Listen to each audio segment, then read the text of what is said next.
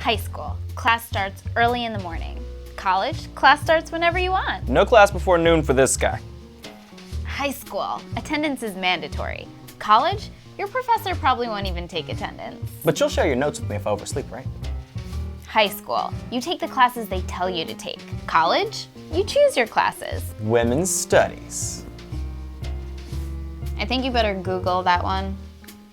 Okay, I get it. In high school, other people control you. In college, you're totally free. Not exactly. What do you mean? In college, you can get in trouble for what you wear, what you post on Facebook, even for what you say. No, you're thinking about high school. In college, I can say whatever I want. I'm pretty sure about that one. Sorry, guess you haven't heard about speech codes. Most colleges have them. Speech codes? Yeah, you should read some of them. You wouldn't believe some of the stuff colleges ban, like telling jokes, sending quote-unquote inappropriate emails. At Colorado College, they won't let you say things that might embarrass someone. I get busted every day. It gets worse. You know Tracy? Yeah. She's going to the University of Cincinnati. Over there, they have a free speech zone. Well, that sounds pretty cool. No, you don't get it. The free speech zone is just this teeny tiny part of campus.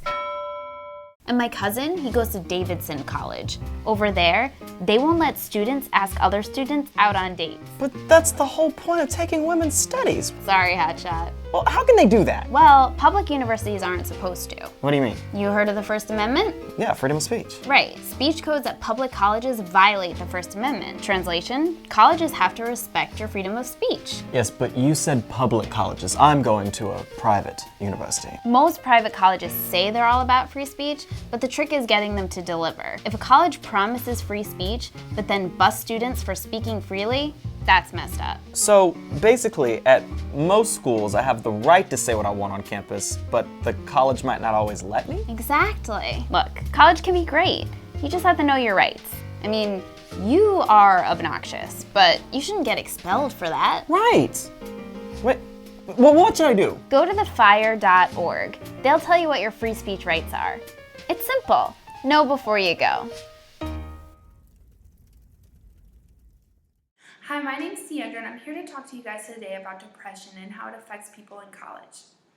College is supposed to be a fun experience about finding yourself, meeting new friends, doing new activities, but every once in a while, everyone experiences a bad day. For some of us, those bad days can cripple us and have us not be able to function in a normal life. 44% of college students report having feelings of depression, and this is according to the associate editor of the World Psychology website.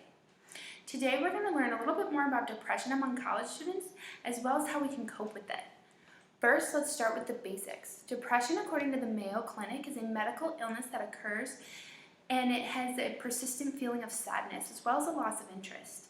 Symptoms include, but it's not limited to, feelings of sadness or hopelessness, easily being irritated, loss of interest or pleasure in normal activities, reduced sex drive, excessive sleeping or insomnia, changes in appetite, restlessness, fatigue, feelings of worthlessness, trouble concentrating, making decisions, unexplained physical problems. So this would be pain in the back, neck, shoulders, joints that you can't really find a cause to, and random crying spells.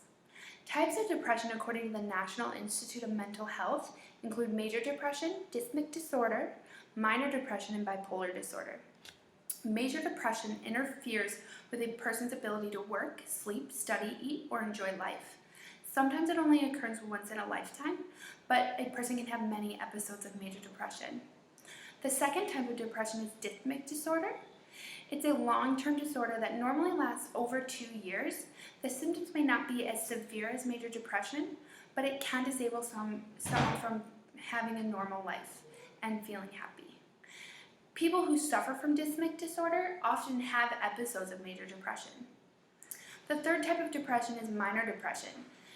This happens to people who are having symptoms for 2 weeks or longer, but they don't meet the full criteria of major depression. But without treatment, they can lead to major depression. The first type of minor depression is psychotic depression, and this happens to people who suffer from psychosis. And it's a result of having hallucinations or hearing things and feeling depressed about. The second type of minor depression is postpartum depression, and this happens to women who have just given birth to a child and are feeling very overwhelmed being a new mother. They can't connect with the child or bond with the child in any way and causes the woman depression. The third type of minor depression is seasonal affective disorder, also known as SAD, and it's a type of depression that's due to the lack of sunlight. So people normally who suffer from this live in the northern hemisphere, way up there in Alaska, northern Canada, as well as the Pacific Northwest. The fourth type of mental disorder would be bipolar disorder. It's also known as manic depressive illness, and it kind of deals with a person who has extreme highs and extreme lows. So a person will go from being extremely happy, outgoing, fun, always going, to being extremely low. They can't function, they can't leave the house, they can't even get out of bed. Types of depression that are most common in college students would be major depression and bipolar disorder. Some things we can do to cope, according to the Mayo Clinic, include planning ahead to set goals and priorities.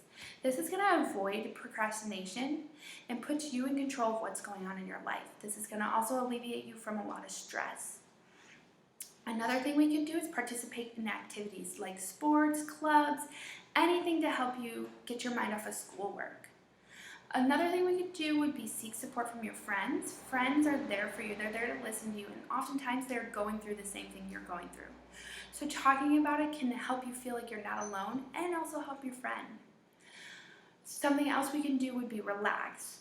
Set time to relax. Do jogging, meditation, walking, anything that helps you relax is going to help you get your mind off of everything and focus on you. Also, we're going to want to set some alone time. Everyone needs to be alone. In college, we don't really have that opportunity because we have roommates, we have classmates, people we work with. We're constantly surrounded by people. So we need to set time to be alone so we can set our goals, priorities, relax, anything we need to do to kind of focus on ourselves. And then the final thing we should do is seek professional help. Depression is a real mental disorder, and it requires real professional help to get rid of it and make sure it stays away. In conclusion, depression affects many types of people. It is really, really common in college kids, and it is treatable. I hope that by listening to this presentation, everyone realizes that if they're suffering from depression, they're not alone, and there are ways for you to get help. Everyone deserves to be happy and enjoy college. I hope everyone does that. Thank you so much for listening.